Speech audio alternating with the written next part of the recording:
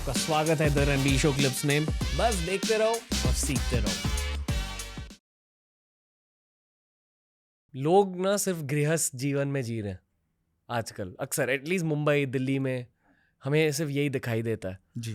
पर ये जो फेजेस ऑफ लाइफ है, ब्रह्मचार्य, गृहस्थ, वानप्रस्थ और संन्यास्त।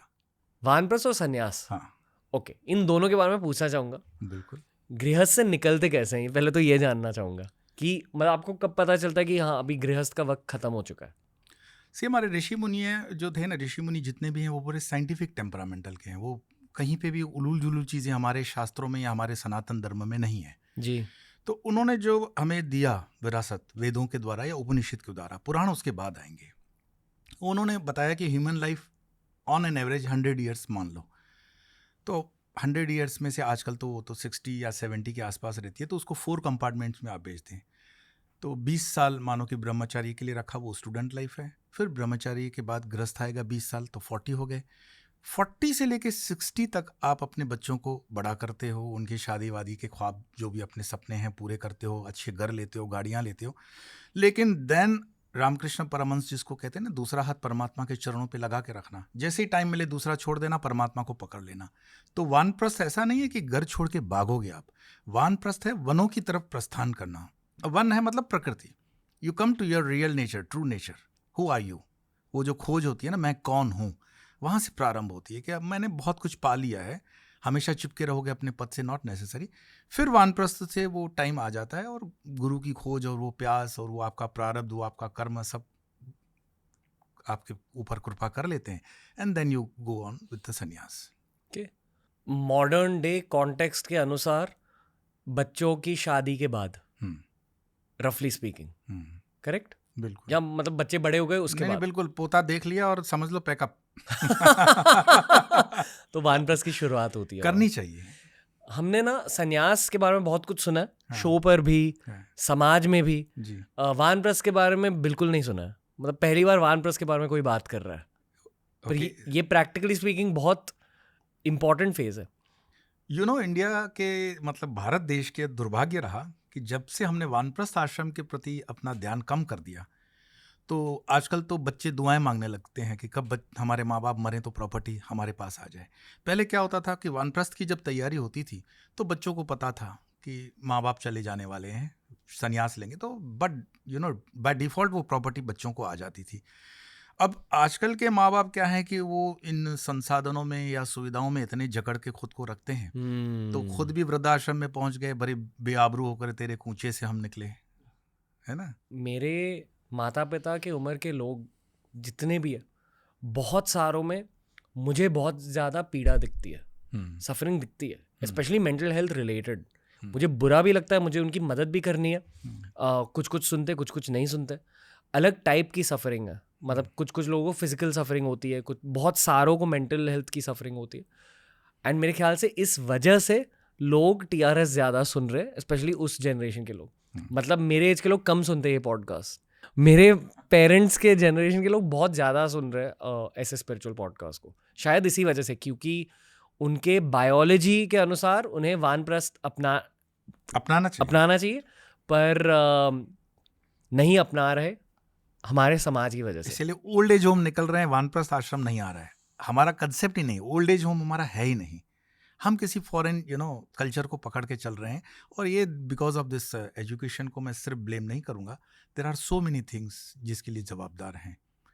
जो लोग अध्यात्म को अपने गृहस्थ में अपनाते हैं वो सही है, गृहस्थ आश्रम के दौरान अपनाना अध्यात्म को? अध्यात्म आपके कंसीव करने के समय से लेकर के मरने के समय के बाद तक अध्यात्म रहता है। शायद सवाल यह है कि किस डिग्री तक अपनाना चाहिए, क्योंकि आपके गृहस्थ के दौरान बेसिकली आप पैसे कमा रहे हो, आप शोहरत कमा रहे हो, तो उन चीज़ों के लिए भी टाइम लगता है। तो फिर उस पर्सपेक्टिव से कितना अध्यात्म अपनाना चाहिए? अध्यात्म पे मैं हमेशा एक चीज़ कहता हूँ, 2 चीज़ों में फ़र्क मान लो, अपराध में और पाप में। अपराध कॉन्स्टिट्यूशन ऑफ इंडिया या कॉन्स्टिट्यूशन ऑफ कंट्री से रिलेटेड है, लेकिन पाप उससे रिलेटेड है। ऐसे आपको थोड़ा सा कंफर्टेबल फील करवाने के लिए आपके ऑडियंस को, कि अपराध लाख कर लेना, पाप एक भी नहीं करना, क्योंकि पाप जो होता है ना वो परमात्मा से जुड़ा हुआ है। अपराध तो मतलब समझते हो काले दौड़े जिसको हम बोलते हैं ना कि ब्लैक एंड वाइट वाली मनी है, ठीक है, ये कोई अपराध मतलब पाप नहीं है। उसमें से दान हो रहा है, पुण्य हो रहा है, प्रकृति चल रही है, समाज में रहते हो, बहुत कुछ करना पड़ता है, तो ये पाप नहीं है। लेकिन परमात्मा की प्रकृति में अगर आपने एक प्यासे को पानी नहीं दिया है, एक मरते हुए को अगर आप एक बॉटल ब्लड भी डोनेट नहीं कर सकते हो, जो भी मतलब अच्छी चीज़ कर सकते हो कर लो। ये जीवन है मनुष्य का, इसका मौका है, हाथ में ले लो, फिर से मिले न मिले हू नोस, बहुत रेयर है ये। क्या होता है पाप? पाप की परिभाषा जैसे नहीं वो हम मानस पूजा करते हैं शिव जी की, तो उसमें लास्ट में आता है कर चरण कृतम वा कायजम कर्मजम वा श्रवणजम वा मानसम वा अपराधम। पाप एक दिखने वाली चीज नहीं होने के बावजूद भी ये अन्नमय कोश से ऊपर की बात है। अन्नमय, मनोमय, ज्ञानमय, विज्ञानमय, आनंदमय कोश है। अन्नमय से जो ऊपर उठ गया वो समझ लो पाप से जुड़ेगा। अन्नमय कोश से जितने रिलेटेड हैं वो सारे आपके अपराध हैं। ताकि मैं इन चीज़ों को ज़्यादा गहराई से समझ पाऊँ, इसलिए मैं आपसे पूछ रहा हूँ कि आपके वानप्रस्थ की शुरुआत कहाँ हुई और क्यों हुई? वैसे मेरे पिताजी ने सन्यास, लास्ट हमारे मतलब परिवार की परंपरा में पिताजी का सन्यास है, और पिताजी के बाद हम 4 भाई हैं। और मुझे लगता है कि परमात्मा ने मेरे ऊपर ज़्यादा कृपा की, बचपन से ही वो एक संस्कार डेवलप होता है आपके अंदर। बच्चे, माँ बाप को भी पता है कि हमारा ये बच्चा थोड़ा सा वहाँ जा रहा है, अलग है। तो मेरे गुरुजी रामकृष्ण मठ मिशन के स्वामी पूतिशानंद जी महाराज ने हमेशा कहा कि जो परंपरा है उसका निर्वाह करोगे फिर सन्यास हो जाएगा तुम्हारा। I wanted to be a सन्यासी इन रामकृष्ण मठ मिशन। आपकी एज क्या थी तब? वहाँ का नियम है कि 30 के बाद सन्यास नहीं मिलता, तो मैंने तो भाई बता सकता हूँ कि 15 + 4 19 साल की उम्र में पहला पत्र लिखा था स्वामी व्योम रूपानंद जी को, and I wanted to be सन्यासी 21-22 में। बट उन्होंने जो भी एक डेस्टिनी भी होती है, उन्होंने कहा नहीं, कुछ ठाकुर की इच्छा और है, आप थोड़ा सा और कुछ ठाकुर की इच्छा का पालन करें। और उसी कारण से मुझे विदेशों में भी मतलब रहने का मौका मिला, लोगों से मिलने का मौका मिला, और जो अलग क्षेत्रों में मैंने काम किया, इंक्लूडिंग उन्होंने ये भी कहा कि मैं कहता हूँ कि गृहस्थ जीवन भी लेना है, जो तुम्हारी परंपरा है उसी का निर्वाह करो। तो गृहस्थी जीवन भी लिया, एंड बाद में एक समय आएगा, and yes, he was absolutely correct. कि आपके भी बच्चे हैं? मेरी एक बेटी है। ओके। और उनका बचपन देखकर आप में क्या बदला? मैंने अपने बेटी को, मैंने एक पत्र लिखा था अपने कनाडा के स्वामी जी को, प्रमथानंद जी को।